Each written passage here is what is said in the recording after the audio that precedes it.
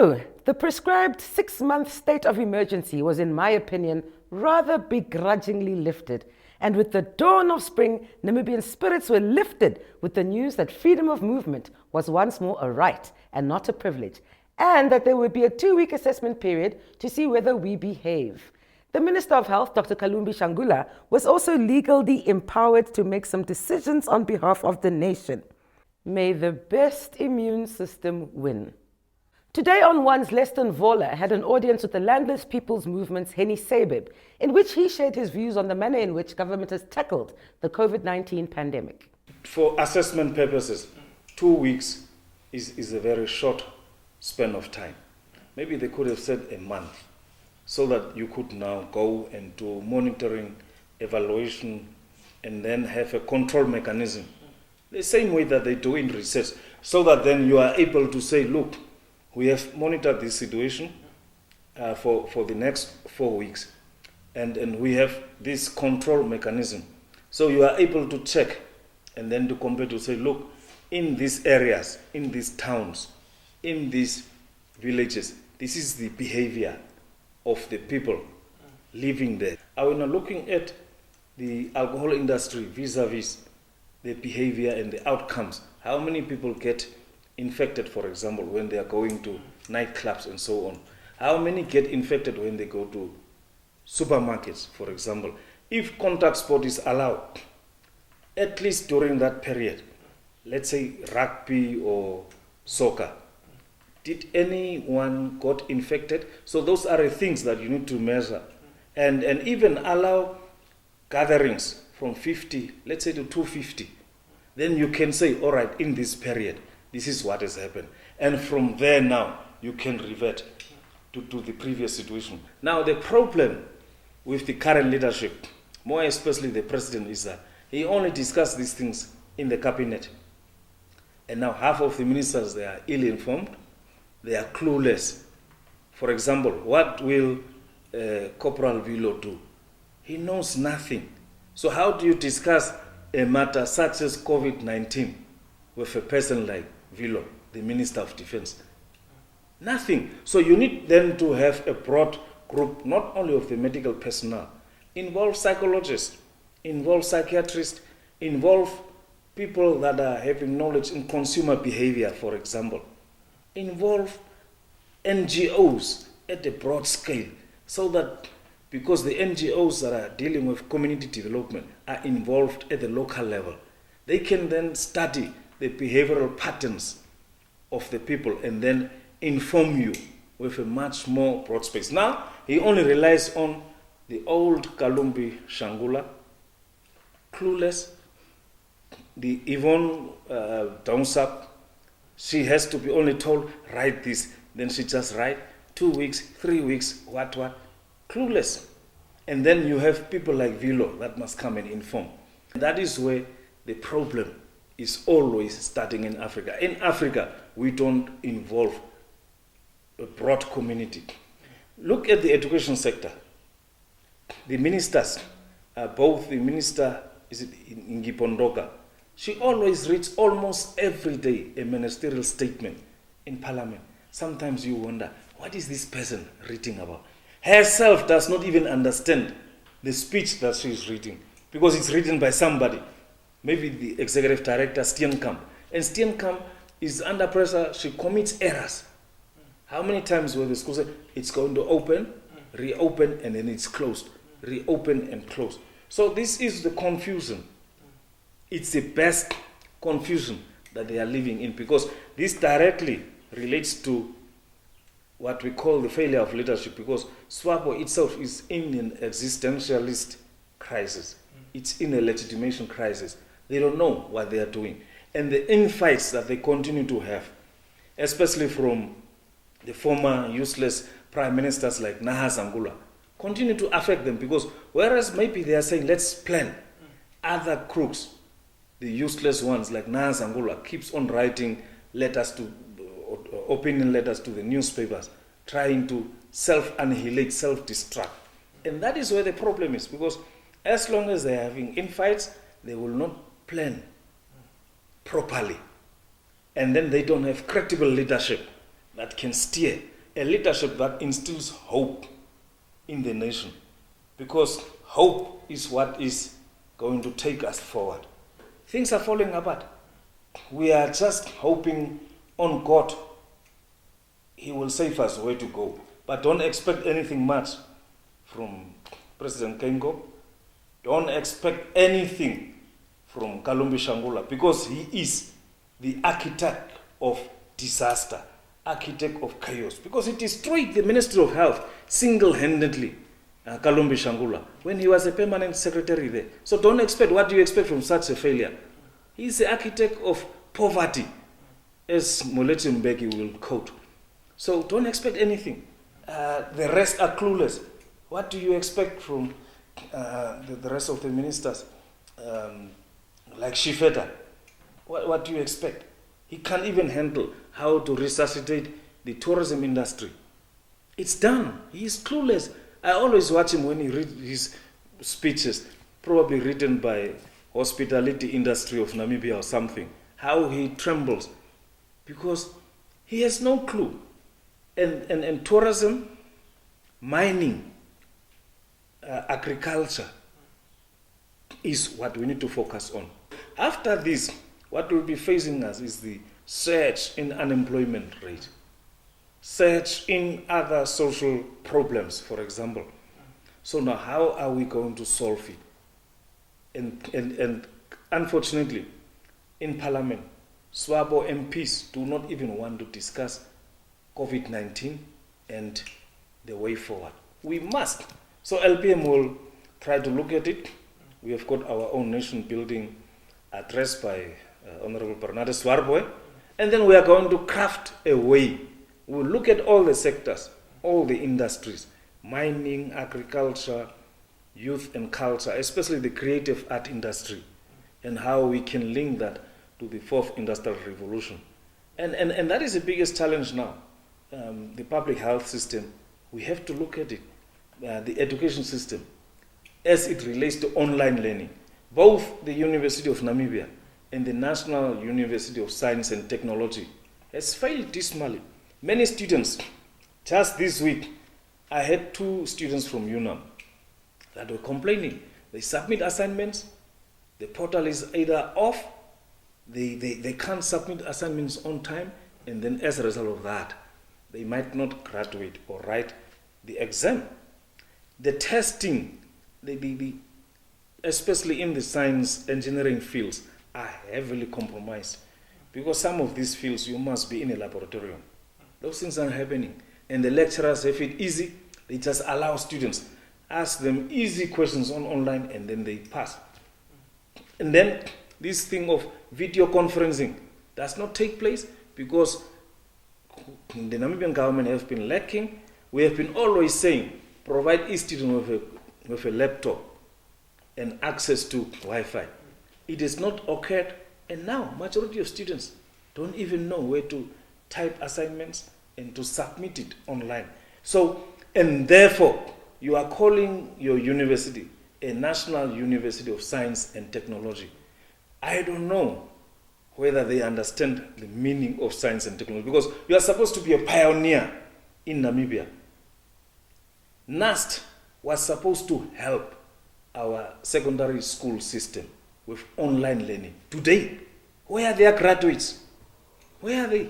They are graduating with graduations of B science in what, but we don't see the outcomes. And that is where the failure of African education system is.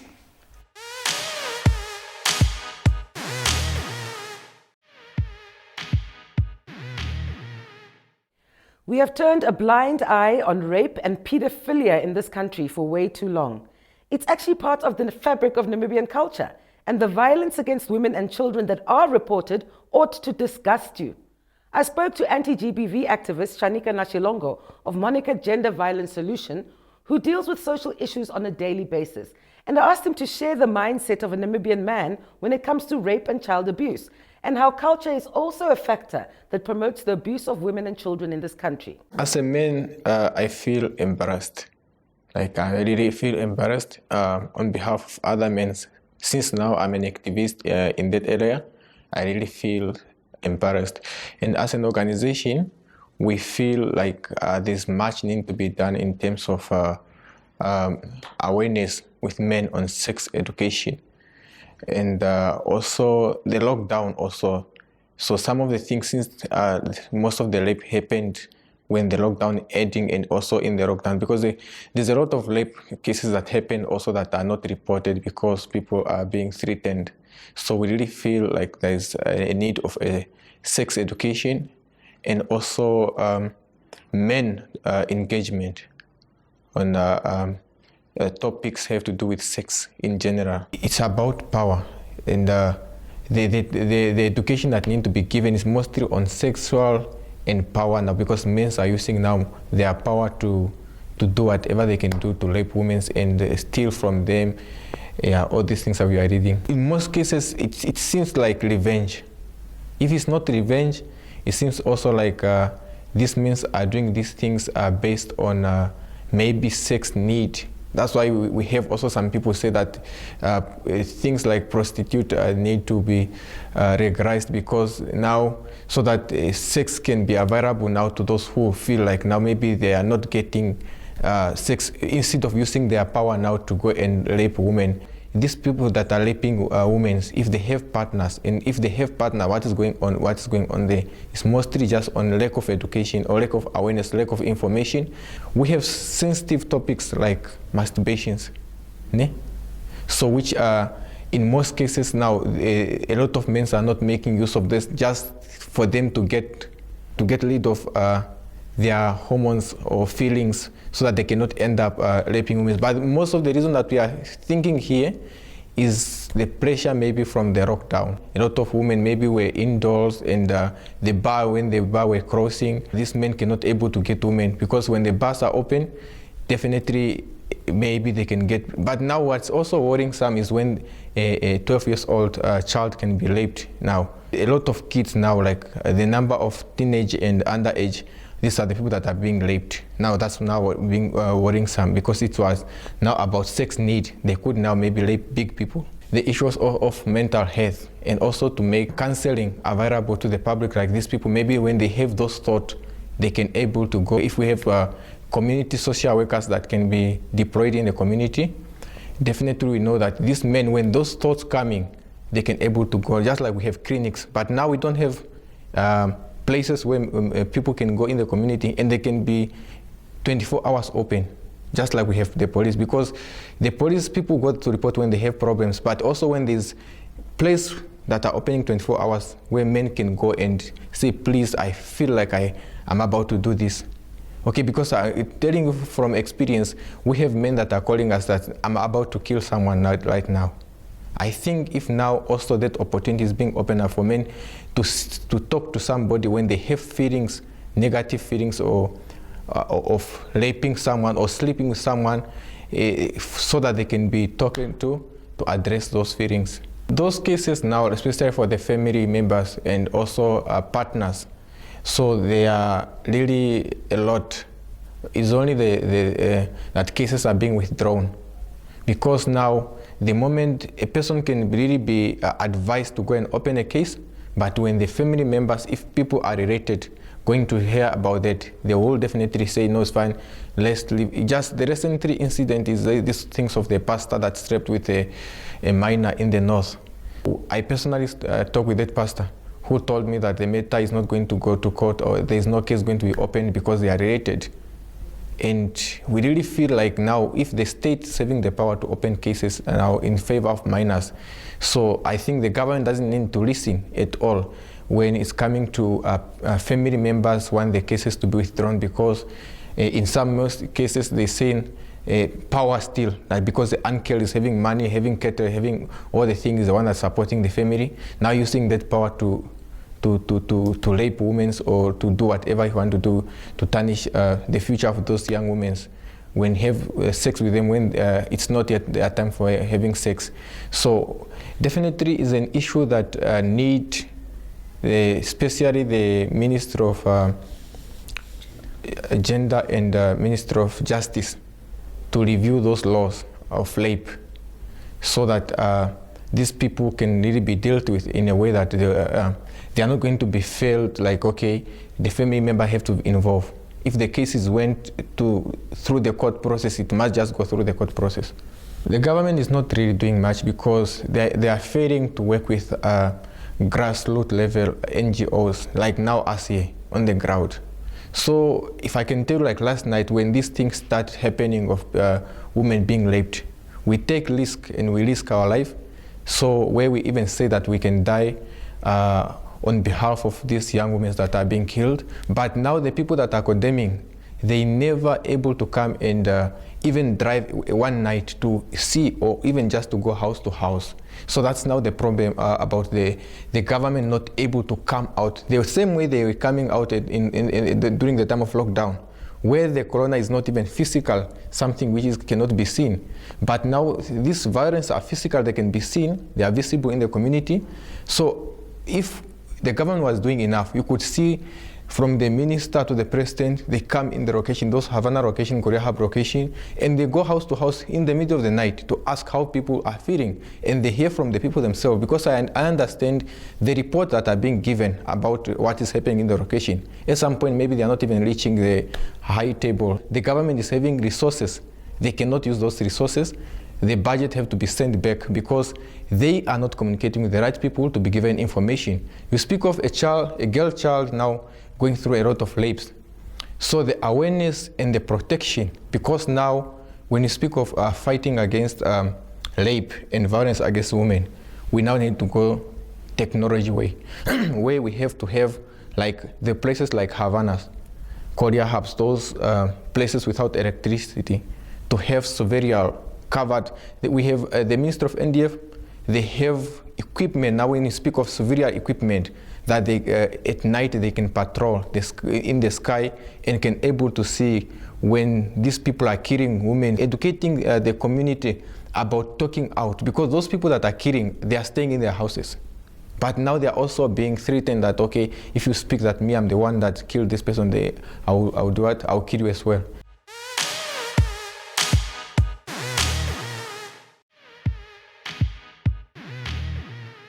Controversial entrepreneur Michael Amushelelo has Namibian tongues wagging once more after he invited Namibians to purchase Ohorongo Cement from the Germans.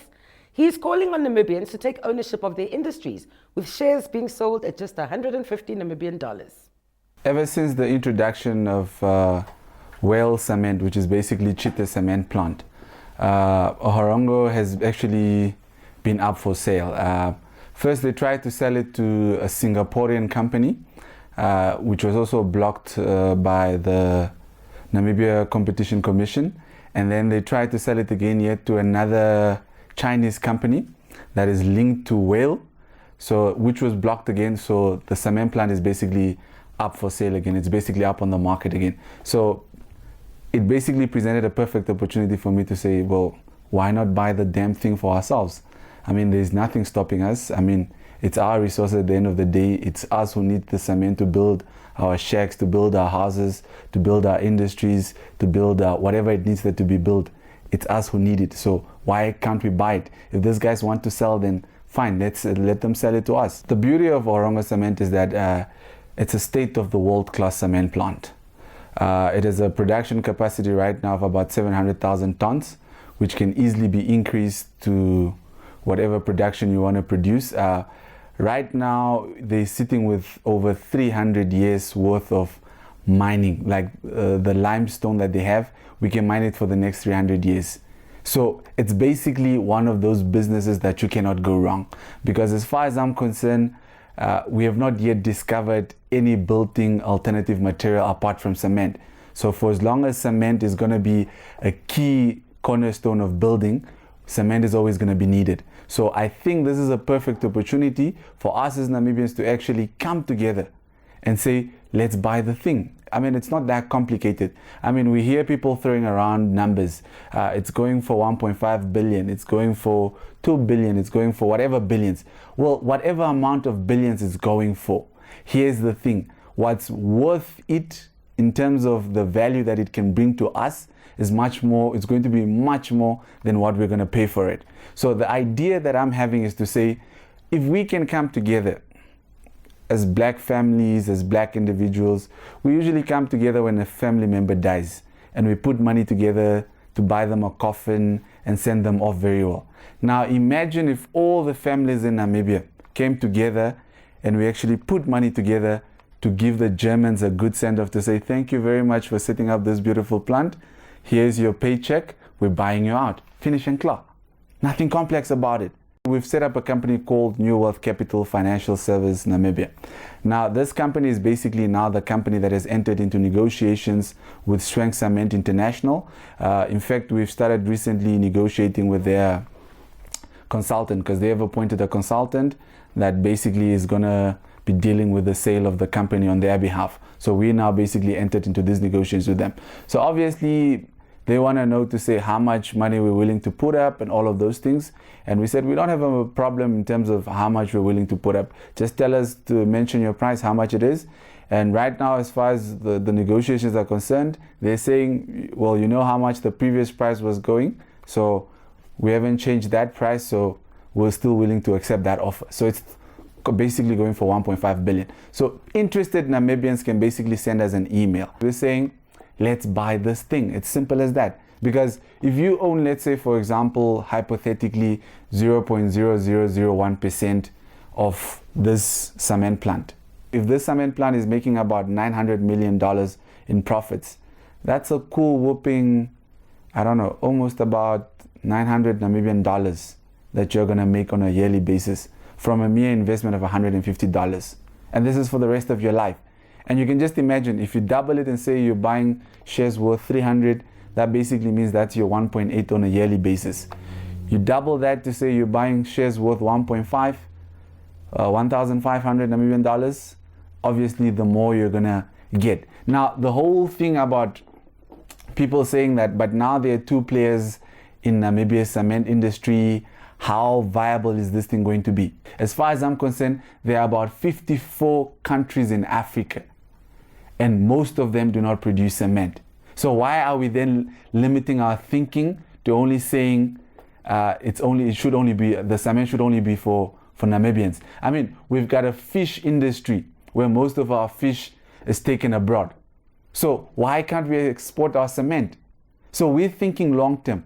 We're thinking big time to say, fine, when we buy this thing, how do we then start entering into all other African markets? Remember, the AU has been speaking of the free African intercontinental trade and all of those things. So how come we speak about things, hypotheses, but we don't make them practical? Because politicians are good at hypothesis. They're good at selling us Vision 2030, where they're saying we should be industrialized. They're saying by 2063, Africa should be all of these things. Well, I'm not a politician, I'm a businessman. If people want drinking water, we start digging the pipes and the trenches to bring about the water. We don't promise you heavens in the skies. We do things practically. And this is basically me saying we've got a practical idea on how to buy this cement plant. Nothing complicated, nothing complex. I'm speaking for the marginalized. I'm speaking for those who can't speak for themselves. I mean, white people normally stand up to demonstrate against statues. We stand up to demonstrate against hunger, poverty. So you can see we come from two different worlds. Someone is demonstrating for a statue not to be removed. I'm demonstrating for a job, for hunger, for a police station to be built next to my community. I'm demonstrating for a job. So it's two different realities. So I can't be advocating for somebody who already has. I'm advocating for those who don't have. Those who feel that I'm not advocating for them, they're welcome to have their own advocate. Because we own no means of production. We'll continue begging for jobs, we'll continue begging for opportunities while we have the resources. So the idea is to encourage Namibians to start saying, we need to start owning the means of production. Whether it's agricultural land, whether it's our resources, whatever it is, we need to own all those means of production. Because it can't be correct that 30 years later after independence, we've got the white minority that owns 95% of our economy, while you've got a black majority that's 95% that's scrambling for 5% of the economy. That's why you and I, we are constantly being pushed by city police because we're selling tomatoes. We're constantly being harassed because we're standing at Kalahari. We're constantly being harassed because you just want to sell fat cakes to take your children's bread home. Why should we allow ourselves to be harassed 30 years later? And here's the thing, we have the numbers. We are not outnumbered, we are only being outsmart. The 5% is outsmarting us. Because as far as I'm concerned, we the 95% can basically turn around things and then we own the economy. But because for many reasons, we do not want to come together and even just start simple things like buying Ohorongo Cement, we're never going to get there. And with that, it's a wrap. Stay woke with It's a Wrap by following us on our social media pages. It's a Wrap Nam on Insta, It's a Wrap Namibia on YouTube, and It's a Wrap with Erica Gebhardt on Facebook.